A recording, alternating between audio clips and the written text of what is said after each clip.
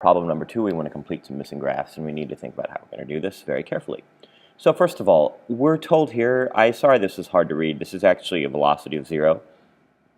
And what that means is that I have to fix a position and not move from it for the first part of this. Now what happens is I start off slow, and then I go quicker and quicker and quicker, and I'm going backwards. This doesn't mean slowing down. In fact, what's happening is I'm getting further and further away from the 0 mark, which means I'm getting faster and faster. So it actually turns out I start off slow and I need to go backwards, speeding up, which means that my graph needs to start flat and get steeper and steeper like this. And now for the acceleration. I have no acceleration because my velocity is 0, and here I am constantly negative velocity increasing. So it's a negative rate of increasing negative velocity. Sorry, it's a steady rate of increasing negative velocity, so that means I have a constant negative acceleration. Now for my velocity graph here, I'm in the same place for a long time, so I'm not moving.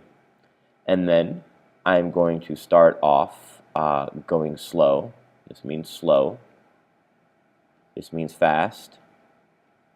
And remember, this negative slope means backwards. Okay, by the way, this would mean forwards on a position graph, that kind of trend like that. So that means we're going to actually go like this. Whoops. Not for a velocity graph, it's going to actually be like this. Okay, because we're going at a steady rate. I'm backwards, I apologize for that.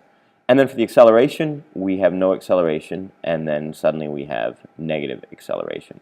So that is it for the graph problem. I erased something that I want to just reinforce. Remember, this means forward on a position graph, and this means back. Okay, just so you remember.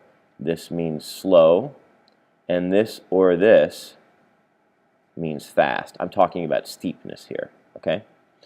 All right.